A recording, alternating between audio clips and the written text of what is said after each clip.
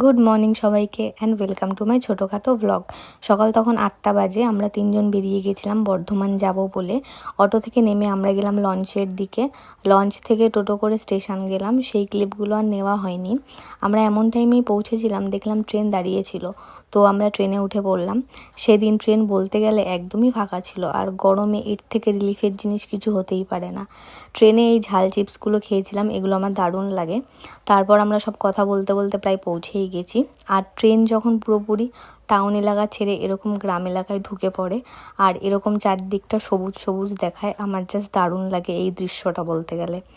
Train থেকে নেমে ওরা আমাকে একটা আইসক্রিম কিনে দিল, আর আমরা এই টেকারে করে মিনিমাম 45 মিনিটের মধ্যে পৌঁছে যাই। বাড়ির সামনে এরকম সর্ষের ক্ষেত দেখে খুবই ভালো লাগছিল।